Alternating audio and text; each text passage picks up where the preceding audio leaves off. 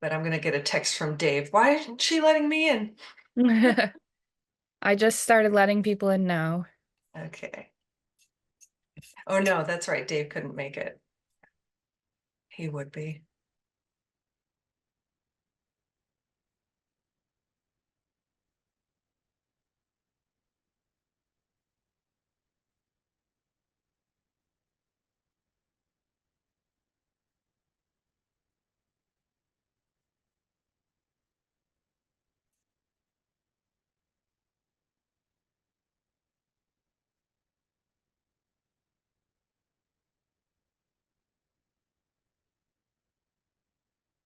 Okay, great. I think a lot of people have entered now.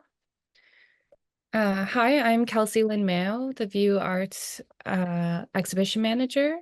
I'm joined here with Melanie Kehoss, and she's coming live from Arlington, Virginia. We are very happy to have her as our juror of selection for Paper Trails, working with GAP, the Guild of American Paper Cutters. It was a great suggestion on Dave Reicher's part to have you come on board. Would you like to give us a little bit about yourself? Sure. Well, first of all, thanks so much, Kelsey, for having me today, and to the View Art Center for hosting Guild of American Paper Cutters. We love finding exciting new places to show off paper cutting, and from what I've seen, the show looks fantastic. So you guys did a great job. I am, of course, a paper cut artist myself. I've been a member of the Guild since 2015. I've been paper cutting since about 2008. And, actually, I've been doing light boxes since 2008. I've been doing paper cutting since 2004, roughly. So what is that, like 20 years now? That's not difficult math, I guess. I do have my MFA in visual art from University of Wisconsin-Madison, where they do not teach you paper cutting, but I am self-taught in the medium and also taught now by many of my peers in GAP. I love doing knife cutting, narrative work, work about history, and a little bit about nature. So I included some of my more nature-based works in the show. It was nice to be able to be included as a juror in the show as well. Great. So we're going to start off by looking at your pieces that are in the show, and then we'll go around and talk about a select few pieces, and then we'll do a Q&A at the end, which anyone can utilize in the bottom bar. All right, so I definitely selected my light boxes for the show based on the theme. Paper trails. The first piece on the left is called Ranchers and Restorers, and it's a little bit different from work that I normally do in the sense that it's a little bit more photo based. I'd say the silhouette based work on the right is more emblematic, as you can see in my background here. Also, it was done for a different GAP show, and the theme of that show was building bridges. And so the work Ranchers and Restorers, which is the one on the left, is about bridges between the ranchers and the Colorado River Basin, reaching out to environmentalists to start to restore the wetlands in their ranch land. And the outer pattern of the light box is a representation, a map of the Colorado River Basin. So I felt like being on a horse, going through these trails of the wetlands, the little streams being created, that felt like it was a little bit closer to the paper trails theme. On the right, I have Life in the Shadows, which is also a very short chapter piece. So the first one was just two points in time. This one's 3 points in time. There's always a time element in my work. So we start in the 19th century with the idea of the classic Gothic heroine walking through the woods, then move down to the 1980s version of the adolescent boy walking through the woods with his torch, And then on the bottom are 21st century young woman with her cell phone illuminating the way. And if you see this piece in person, you can see that the animals are all outside the beams of light, so kind of hiding in the shadows. And the outer pattern is decorated with moths that are attracted to light, but also symbolize death and rebirth. And I kind of feel like that sort of Gothic feeling worked well with the moths. That's also why it has the Gothic arch framing the image. Great. Thank you for sharing that. Yeah, it's hard to see on the screen here, but the beams of light coming from their different lighting devices is really wonderful. Yeah, and it's always really hard to photograph the light boxes. So, it's as good as it can get probably. And this one's actually a cut Tyvek piece, which I'll talk a little bit more about. Usually I do cut paper, but Tyvek is also a popular medium of paper cutters. As I said, I usually work in the silhouette form where the identity of the individual is left a little bit mysterious. And so I think the mystery component works well here. Great, thank you. So are we ready to take a look at some other people's artwork? Yes, Travis will take us on a little journey here into the next room. And I wish I had time to talk about every piece in the show. It was a difficult choice, narrowing it down to a few pieces. But I believe the first one was going to be Danielle.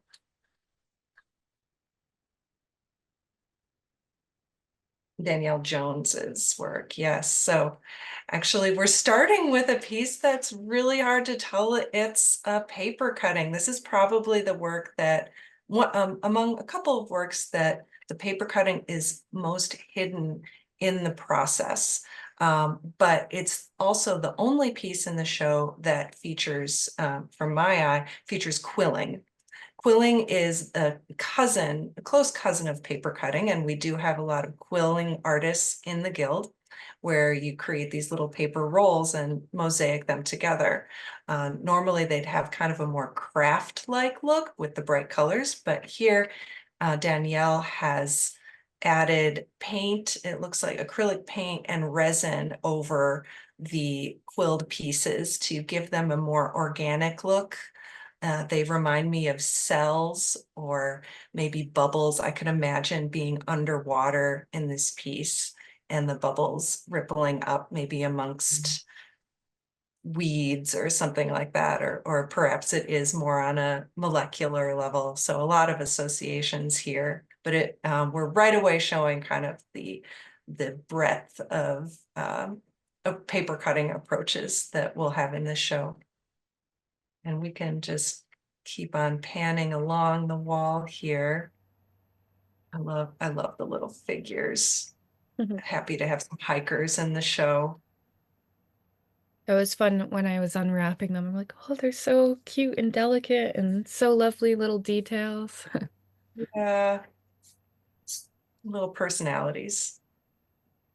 All right, I think we're coming up to Blouse, Leah and Cuevo's piece, which is this tunnel type of artwork.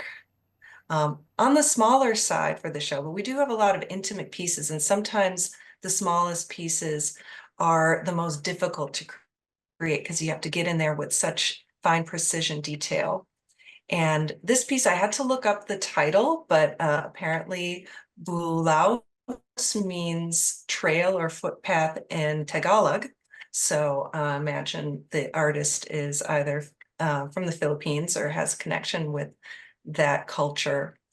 But that, may or may not be important to this piece. It's just a beautiful example of how the layers of cut paper create that mystery that I also like to include in my work, but in a totally different way.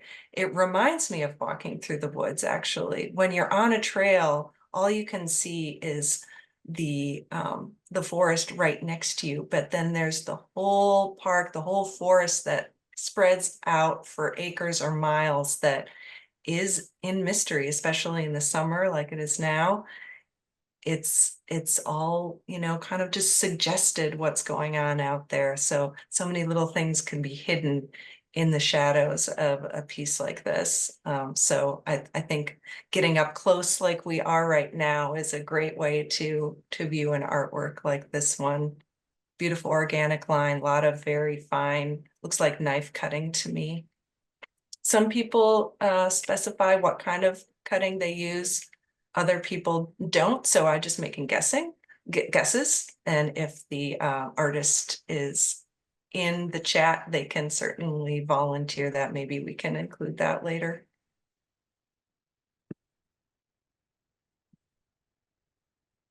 So monochromatic piece here, a little pop of color. You'll see quite a range of from totally monochromatic black and white, or even just white, to full color in this exhibition. Wonderful variety of work. Did you want to speak about the small book to the left, or you had that slightly Oh, marked? yeah. So this, Yep. I feel like a work like Leah Ann's is taking a lot from bookmaking. It's sort of like a book in a frame. And when we see, now I forget whose piece this is. Do you remember, Kelsey? Um, I do not have the list right in front of me, so Okay, well, I'll scroll for it as I talk. A book like this, you can see how a work like we were just looking at can be expanded into a larger format or compressed into the smaller frame. Okay, so this is Janet Reynolds' Natural Inspiration, and it's an accordion book with a little bit of shadow element here popping out, and it looks like she has some handwork as well. So I just wanted to show the comparison between the two pieces, which I thought was a nice combination with each other. We do have a few book pieces in this show. Now, one thing I didn't get to see was the handmade box for the book. So often bookmakers spend probably almost as much time on the boxes for their books as they do on the books themselves. So nice to I see thought it that. would be a shame to not include the handmade box with it. Oh, yeah, it's gorgeous. I love how the pattern paper kind of picks up on some of the patterns in the book as well. And selecting paper is a huge part of what paper cutters do. We're always thinking about what color, what pattern, what texture, what weight paper we want. I think we should have a Zoom sometime on our different paper storage techniques too. That'll just be the paper cutters, not the wider public. Okay, thank you.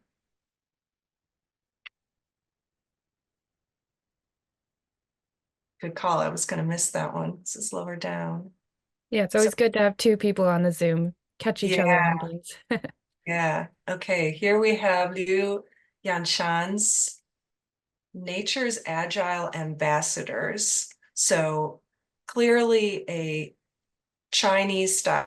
This is traditional Chinese paper cutting. I'm always excited when we can include the various traditional forms of paper cutting from around the world in a show. Uh, some of the things that let you know it's traditional Chinese work, it's the red color paper. It's the symmetrical design. They're not always symmetrical, but often, so done on the fold. We have the rabbit, which is part of the Chinese zodiac. And look at how those little flowers were done on the cheeks. Very classic Chinese kind of approach with those little spikes radiating out and circles and everything. Now, traditionally, this would be done with scissors, so I'm guessing that's what she used. Um, I don't know for sure, but it's quite possible that that was done with scissors.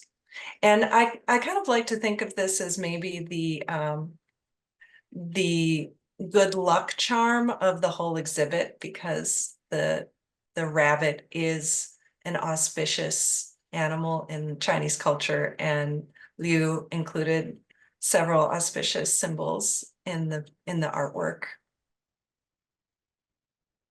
It's nice to have some large format pieces in the show too, and this banner works well when you're going to ship large work. Yep, it came in a nice box rolled up. It was wonderful. Yeah, yeah, not too heavy. And it works great. The only challenge is when you roll it sometimes, if you glue the paper to the backing, you can run into some technical issues, but I'm sure she knew it. Hopefully she knew what she was doing in that respect. The next piece is another kind of large banner-esque Yeah, style with a rod at the top. right. Our two banners next to each other. So this is Sarah Wen, Devora B. Another word I had to look up. So Devora is a name, like Deborah, and it also means bee. So direct translation in the title, and you can see the bee elements and the honeycomb pattern coming down from the tree. It means bee in Hebrew. As far as I can tell, there isn't particularly a Jewish component of the work, but there might be, I don't know. But we do have, there's definitely a strong Jewish tradition of paper cutting, so I definitely don't want to leave that out. And trees are often a common component of Jewish paper cutting as well. I love how the honeycomb motif spills out of the tree. This is one of those Tyvek pieces, and it allows for very large format banner because the Tyvek is a paper-like plastic that won't tear as easily as paper. DuPont makes it, and it's the same stuff that you wrap a house in. So extremely strong, but very easy to cut as well. One thing I didn't notice until today was that the circle on the top is not the sun, it's the moon. So we're just seeing a little crescent moon in that upper element. So there's a bit of a story here going on. It's up to interpretation. Very fine, lacy approach in our background here. Oh, and look at the little bees. See, this is something that I wasn't able to even see in the images before. We have a Yeah, few this bees. work is truly, you have to see it in person. Mm. And you can tell that all of those little honeycombs were cut out individually. They're all a little bit different. There's another little bee. Imagine the hours. And one of the favorite questions that people have at artist talks is, how many hours did this take? And of course, I don't know how long it took Sarah to complete this piece, but I would guess maybe 80 hours if it were me, something along those lines. Look at all of those tiny little shapes.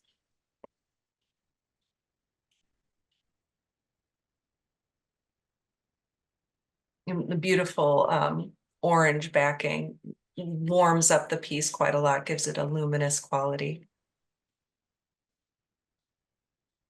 without any actual light.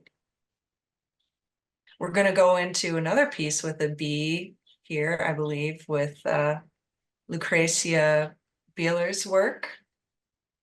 Now, the primary subject is the bobwhite quail, but I think she referred to pollinators in her statement as well. So the pollinators that are required to provide the foliage for the quail. And look at that foliage. Lucretia is a scissor cutter, believe it or not. This is all cut with little tiny scissors. I've seen her do it. It's crazy. I don't know how, but somehow it's absolutely a wonder. And the mounting of this is really beautiful because you get that drop shadow behind it too. Hmm. Yeah, different cutters play with the shadow in different ways. Some people want to totally eliminate it by gluing the work down flat. Some people want to punch it out as much as possible. And some it's just this subtle little play to add maybe even a feeling of a second layer of leaves behind the cut ones. Oddly enough, we have another Bob White in this show that it'll look very different from this one. Lucretia is from Florida, so this is one of her local fauna as well as the local flora.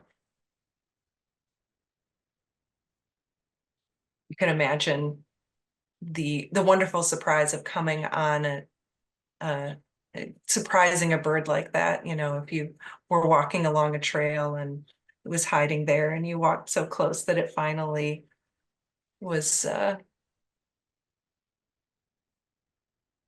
there's a word for it, rushed out, rooshed out, Mhm. flushed out, flushed.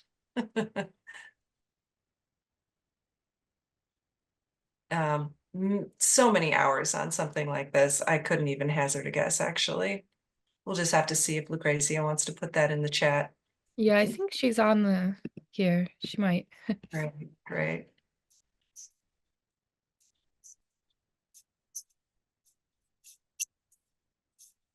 And look at all the birds being flushed around the perimeter too.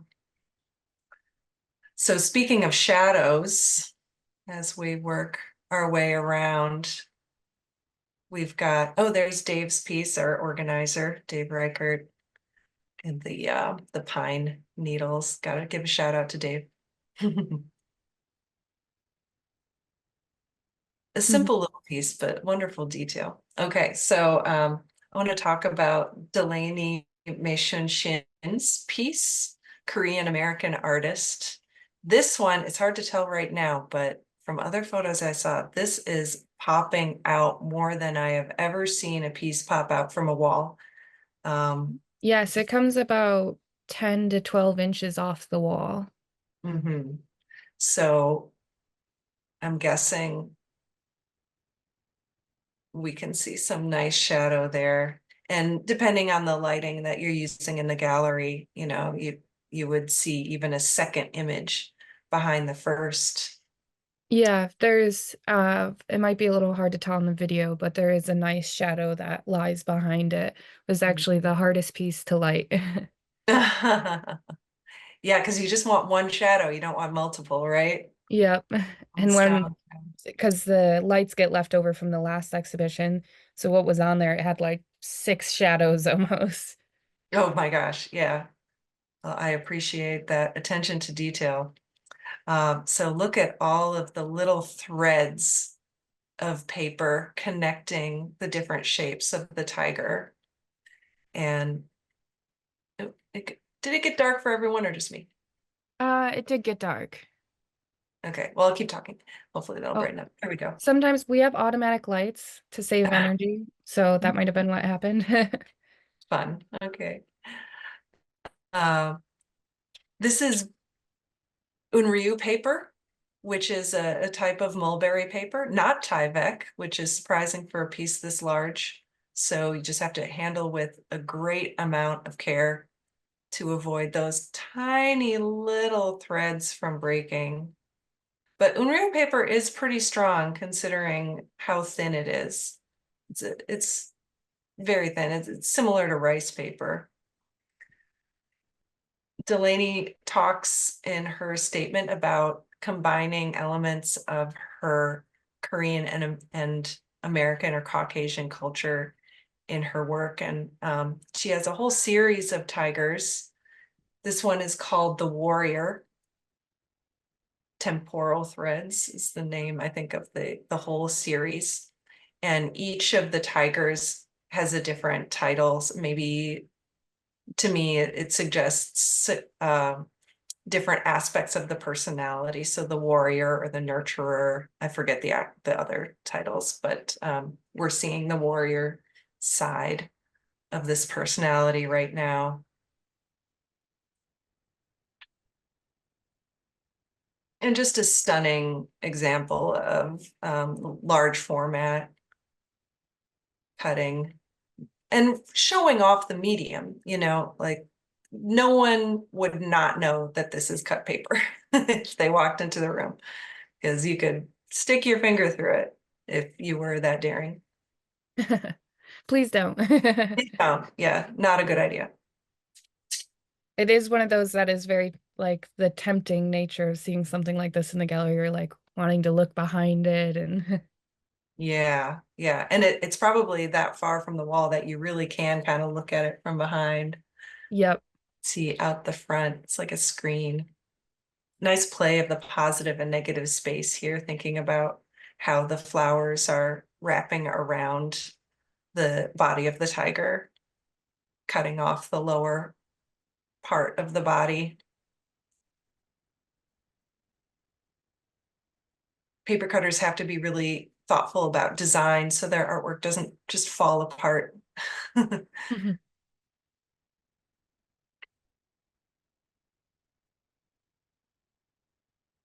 Have some very traditional paper cutting next to that more contemporary piece, which is also nice to see the black and white in the two styles. Um, Not on my list, but yeah, I love the squirrels. Very traditional. Okay, so we have our wall of circles here Yeah. coming up.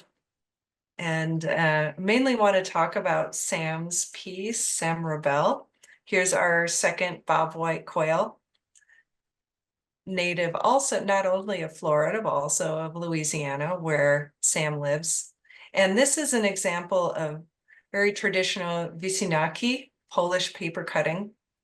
You can usually tell Polish paper cutting because the colored papers are layered on top of the black instead of the other way around. So you have kind of a black base defining all of your edges. And then the colored papers layered and layered and layered on top to add all of the details.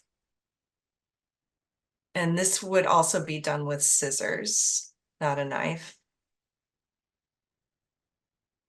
Sam doesn't only do symmetrical work, but this symmetrical would be also very traditional. Yeah, Polish paper cutting. And there are some native plants that are native to their Louisiana here as well. I think the maypop is that flower there, I believe. And you can see the difference between the Polish paper cutting that Sam does and what Christine is doing to the left in her natural, very, very colorful pieces. This is the approach where you would put the colored paper behind the black outline to create almost a stained glass sort of effect. So it has a little bit more of an illustrative quality, maybe a little bit more storybook quality to me.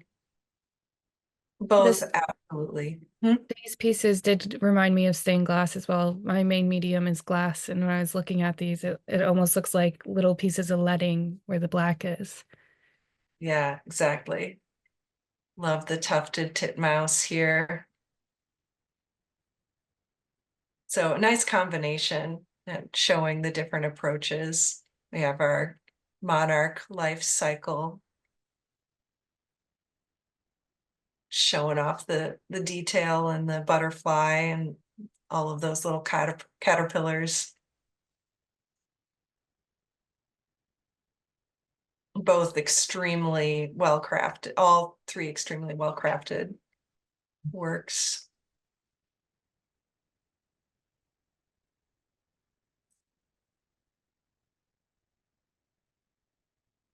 And we're going to get even more detailed with Jennifer Hudson's piece next.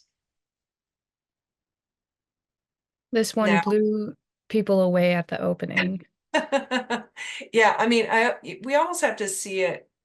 So we'll look at it close up, and then I think it'd be fun to see it from further back to see just how tiny this piece is. Because when you just see an image of it, you think it's going to be monumental, and it's so intimate. There's so much detail.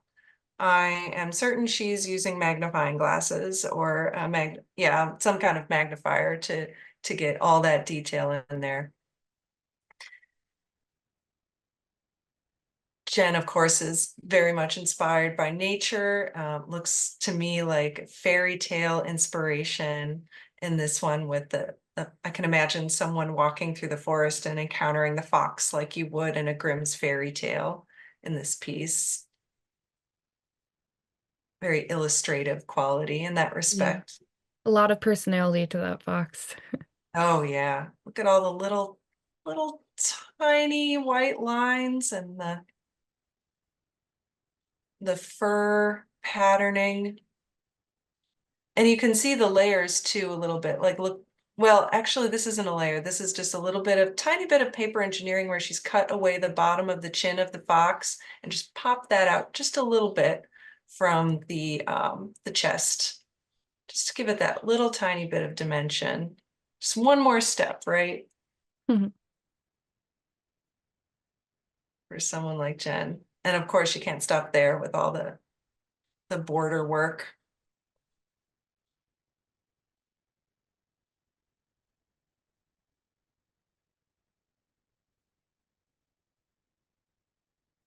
The movement in those vines and the trees is beautiful.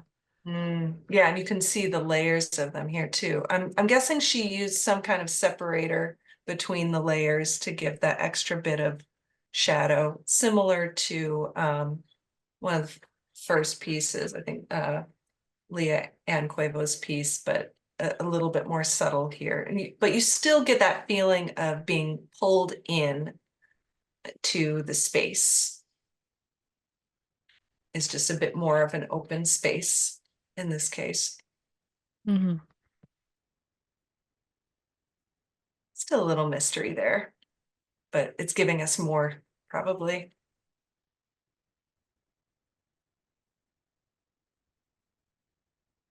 And that, of course, is knife cut. Now we'll take a look at Johanna Pine Feinberg's, which is, I'll talk about this one in a second, but let's go to the right.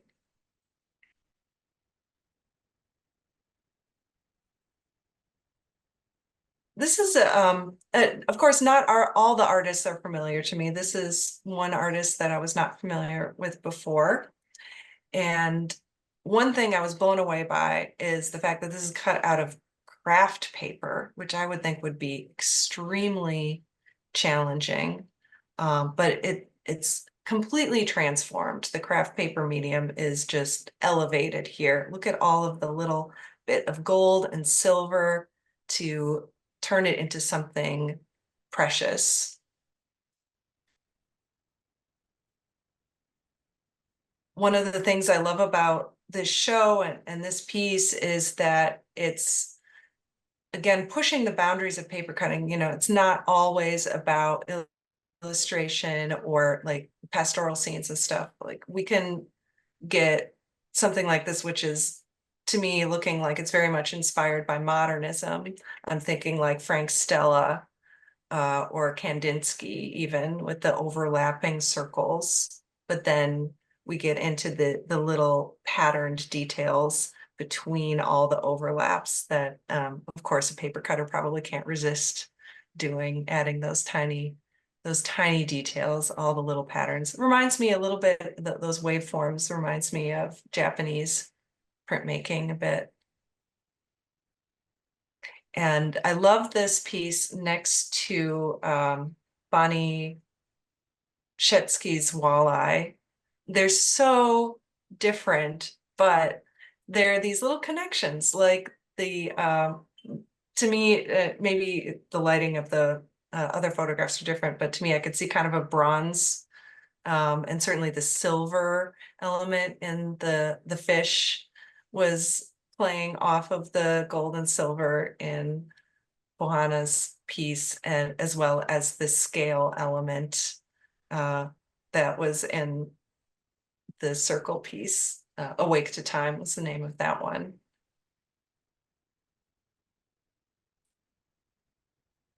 I don't know if you were thinking about that, Kelsey, when you hung the work.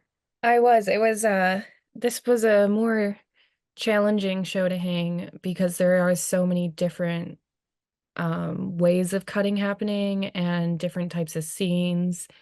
So you had things like this that were like abstract to the right, but I was like, how do I pair it with something that also is reflecting either similar colors or like similar wave formation or something like that? And Mhm. that's how these two ended up together. Mhm. Yeah, And it that's is more bronzy in person, this one. right. Right, Yeah. that's what I thought. And now I can see the detail and the folds of the fins and everything. Sometimes when I tell people I'm a paper cutter, they're like, "Oh, like origami?" I'm like, "Well, not really." But certainly folding can be part of it, as we see here. Very multimedia in this piece. And I imagine that Bonnie really took her time thinking about what papers to use to represent which type of surface. Speaking of different papers, we're going to look at Lorraine Bubar's piece next, I believe.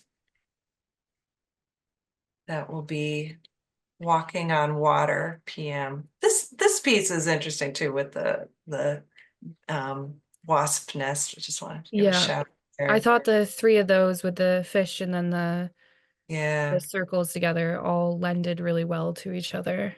yeah, absolutely. Just an interesting approach using a wasp nest, but never would have thought of kind of a mosaic approach. I'm like, well, that's kind of, it's paperish, probably paperish. So I'm like, all right, bring it in. Let's see.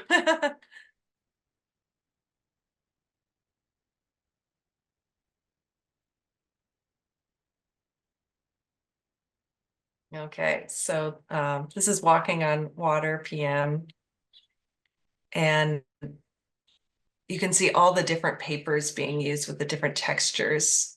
Lorraine's work, I would say, is somewhere between photo-based and illustrative in its approach. You can tell that she's working from life or from photo for a large portion of the composition. The sky, the clouds, the mountains, the perspective is very realist. Oh, and the little hikers. There is another set of hikers in the show. I didn't notice that before. Um, but then as we go down, it gets a little bit more stylized with this line of deer.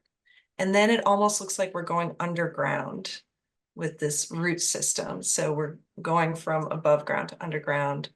Um, and then maybe back to above ground again. I'm not quite sure with this floral motif at the bottom. So it's just a bit strange, which I love. Like you can't quite put your finger on what's going on, but it's absolutely gorgeous.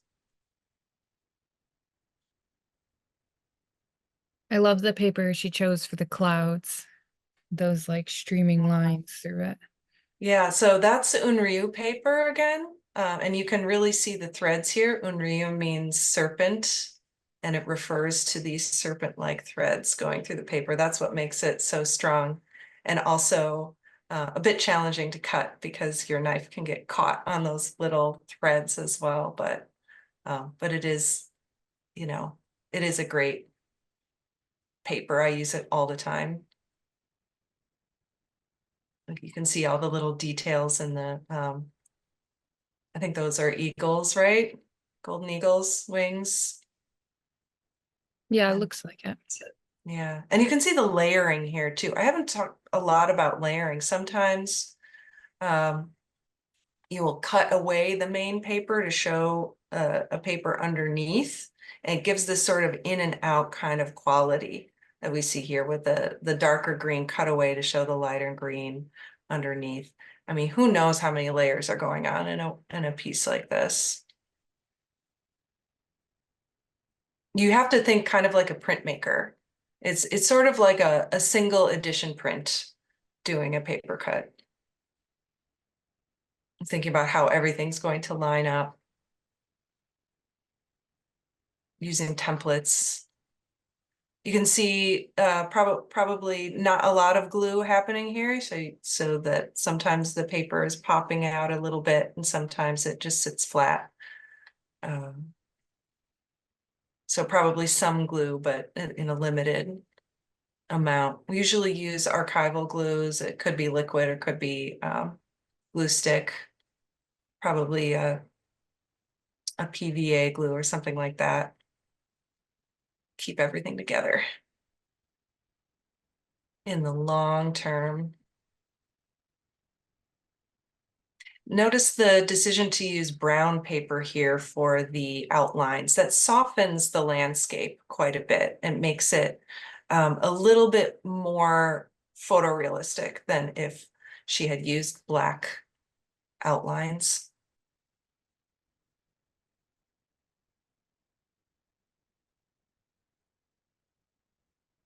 Boy, we got a few more here. I was like, is that it? No, what? No, I got like Nope. four. All More. right. So this is Volha Baburinya. Hope I'm not completely massacring that name. Volha's from Belarus, and this is pretty much, I'm guessing this is pretty much traditional Belarusian paper cutting, but I'm familiar with her work a bit. I didn't recognize this one because to me it was so surreal. It felt very contemporary. This monstrous kind of figure, like dream-like figure. And the piece is called Gift from Night Sleep.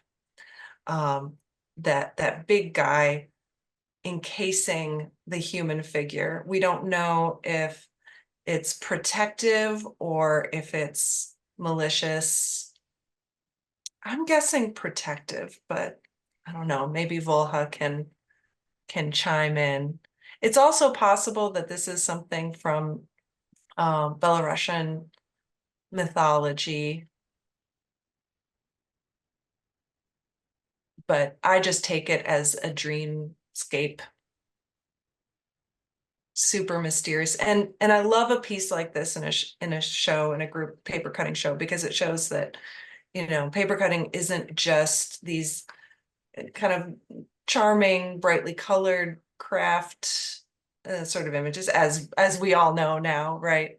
But it can also be very dark and very mysterious. That's the part of paper cutting that really draws me, is the mystery.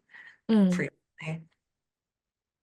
Because you're always revealing and concealing, right? You can add as much detail as you want, but sometimes the detail is obscured because of the limitations of the medium, or maybe you want those limitations.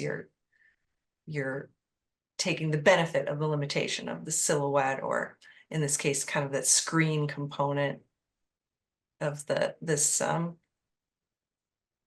spirit, let's call him.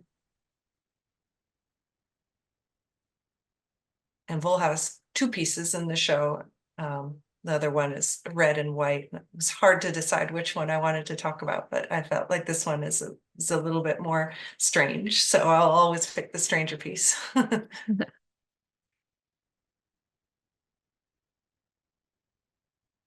David Friedman is next. Squarish one-liner. More bees.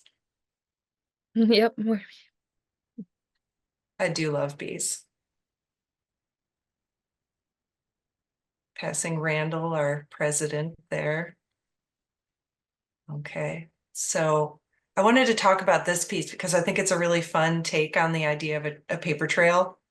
here you can follow the literal trail of the line of paper for probably as long as you care to. Who knows how long it would take to follow that line, and if it's just one continuous line or if it branches off like a maze, probably the latter. He mounts his work on these little stilts and also puts colored paper on the back so that you see just a little bit of a pop of color on the white paper behind the black paper. It kind of works a little bit under the radar. It's hard to tell here, but Kelsey, do you remember what color the paper I was? cannot remember what color it was. I did notice it had like a glow to it though when I Yeah. was looking at it. This is one of my favorite pieces, just the continuous line and seeing where it goes and almost like you're inventing like creatures in it as you look at it. Hmm. Yeah, I see like a little dragon or Dinosaur type thing down there in the yeah, yeah, bottom. Yeah. maybe a cat, cartoon cat. So yeah, you could probably spend a long time just sitting at this and finding all the little characters in there. And it's Again, really well mounted as well. mm, Like you can't, it's hard to even find where it's mounted. hmm. Yeah, I think he's been doing this for a while, so got that technique down. Yeah. Really brings out again the fact that it's cut paper. And you can see again the shadows too, so get that double image slightly. For more three-dimensional work, we'll take a look at Edward DeMarche's moth next, which is also on the central wall.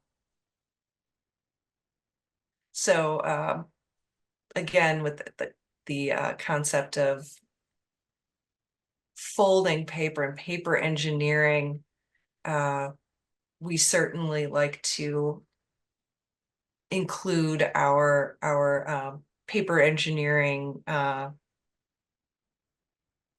I don't know. They're closer than cousins. I think they're like siblings. Mhm. And certainly we see plenty of cut paper here too with our cut moth. And I just love insects. As I was saying, I love bees. Any kind of insect art, like that's so great for a show that's about being outdoors, being out on the trail. And I think making art about insects or of insects helps eliminate that kind of ick factor that a lot of people has as a sort of therapy to help you appreciate the beauty of all life. I love how this piece is mounted on the text, the wall text for the show. It becomes a character. It becomes like a letter in itself, the way that the white moth is mounted on the black Oh, board. thank you. Yeah, I thought it'd be a nice, like you walk in and you get this like bold piece to see at first, Mhm. and you get the name of the show. Yeah, and at first it fits just perfectly there Hmm. on the purple paint.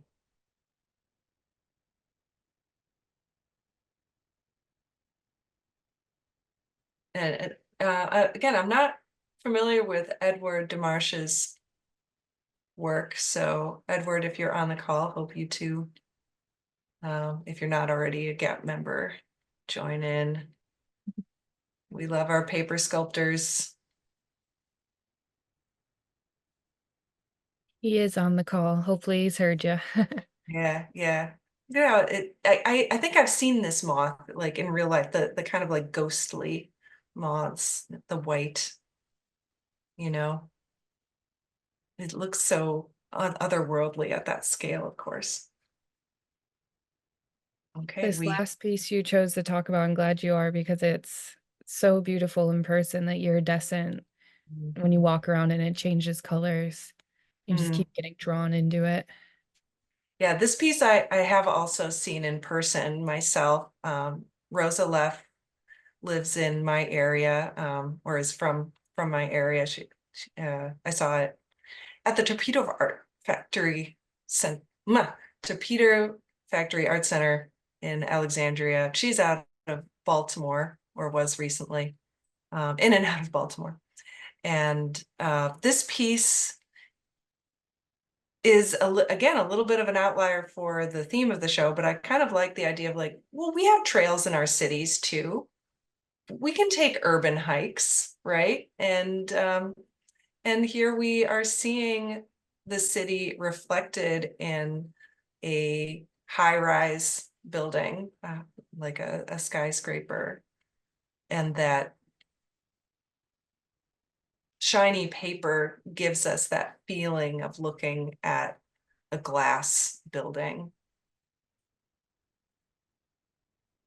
The waviness gives it a watery kind of look as well. Rosa is definitely a knife cutter, works from her own photographs.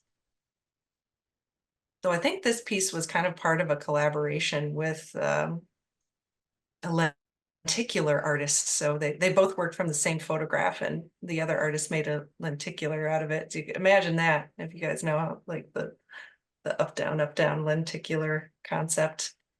Forget the other artist's name. But check out the detail.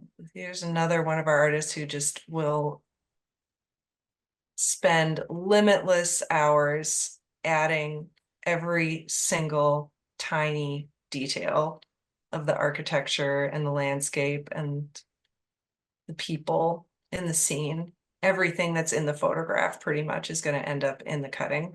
So that's why she has to take her own photographs, because the photograph has to be well composed. If it's not, then the cutting won't work either. She will cut right through the photo, like a printout of the photo, and that results in the black paper cut piece.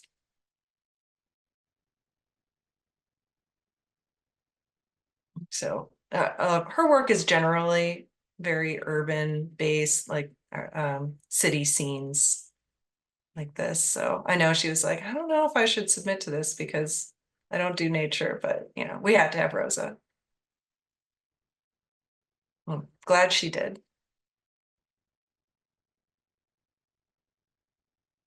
Great. Well, thank you for all the comments on these pieces. I do have one question already.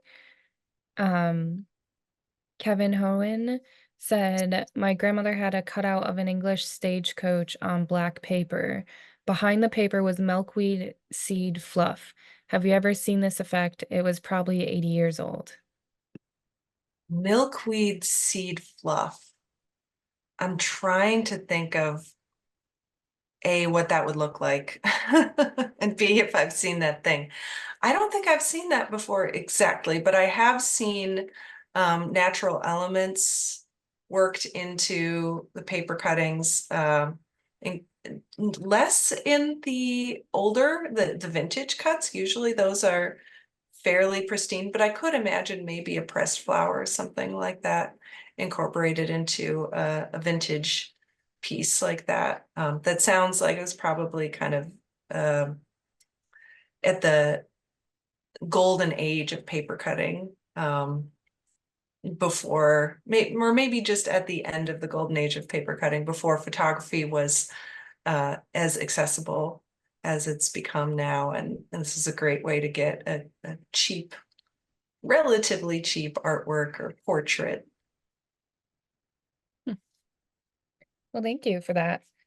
Also, why Kuvo? He said, thank you so much for featuring my work. You are welcome. Thanks for being in the show. Also, a couple people are raising their hands. If you just put in the question down in the Q&A, that will work best. We can see now that little diptych of the landscapes. We have a couple, or triptychs. We have a couple triptychs in the show, which I think is always really fun. Yeah, to the right there's the Adirondack Mountains. I forget what's set over the green ones to the right on the next wall, Travis. There's another set too. Yeah, different mountain views for sure. And this was just purchased for a collection actually recently. So Yeah, congrats, yeah. artist, on that.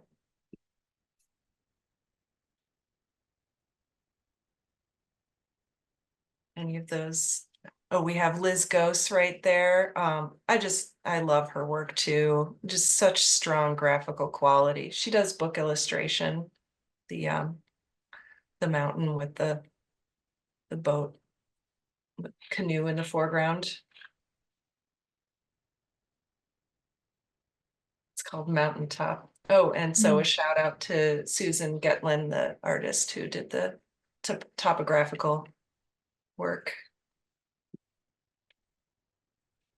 Uh, there's a lot of people saying thank you to you as well, Melanie. Not a lot of other questions.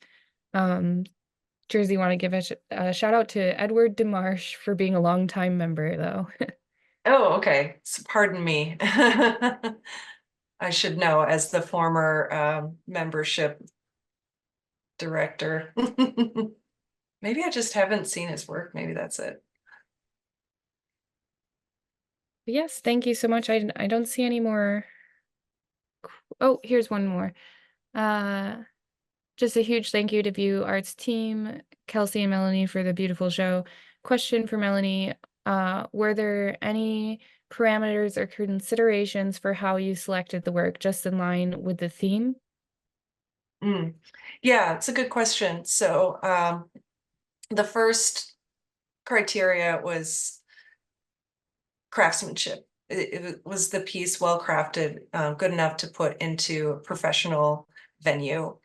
We wanted the highest quality work, of course. Then next would be, was it documented well? You know, can I tell what I'm looking at? Is it paper cutting, really? Can I tell what the size is and all that sort of things, kind of professional stuff like that. And the theme, I was very, as you can see, I was very open on the theme. Maybe if there was a piece that I felt was like borderline and it didn't really fit the theme, maybe I would, select something else. If I was deciding between a couple of pieces by a given artist, I would often select the piece that I felt was the better example of what it was trying to do, providing as much information about paper cutting to the visitors, because I feel like this is an educational show. We're teaching people about paper cutting, so I wanted to have as many different styles as possible. Speaking of education, here's Jerry Fogel's piece about Black history in the Adirondacks. I believe this one also sold, right? Yes, it did. Yep. Yeah, yeah. And one of the few, maybe the only portrait-based artwork in the show as Unless well. you decide that birds and bugs have portraits, then yes.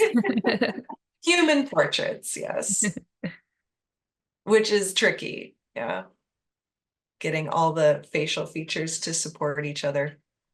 Um, yeah, and then other criteria like selecting between works by a given artist. I think I was trying to get a variety of sizes of the works. Um, I didn't want too many massive pieces unless I felt like the piece was really strong. I didn't want like huge pieces that I thought were not as amazing. Like if it was huge, it better be amazing. Right. And then yeah, just generally a variety of sizes and colors and things that I thought would look good together too. But that was not as big a challenge to me. I felt like this space was going to hold enough artwork that, we had a lot of choices of what would go with what.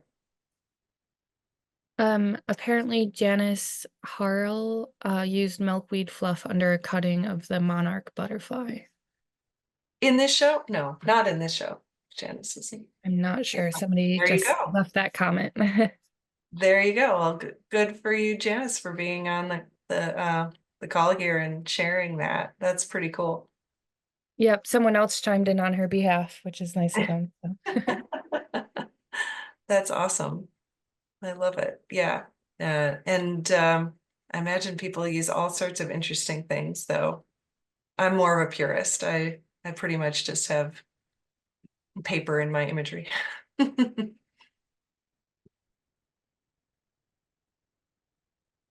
But yeah, I'm always blown away by the work of our members. Paper cutting is a niche medium. You have to get a national group together in order to get a bunch of us in one room. So it's humbling to see so much talent in one place, because I think we all feel like, well, I'm the best in my neighborhood. And then you see like, oh my gosh, like these people are so amazing. So it's truly inspiring seeing all the skill and variety of the work. Well, thank you so much for taking the time to do this. I truly appreciate it, and it seems like a lot of people did too on this call, so thanks. Yeah, thanks for everyone for being here, and thank you for having me, Kelsey. It's been a pleasure. Yep. I hope you have a good night, and thank you to everyone that's tuned in. We have more artist talks and juror talks coming up throughout the summer. You can find those on our website. A few of them are on Zoom, some are in person if you're around the area. Hope you can join more. Thank you. Bye, everyone. Bye-bye.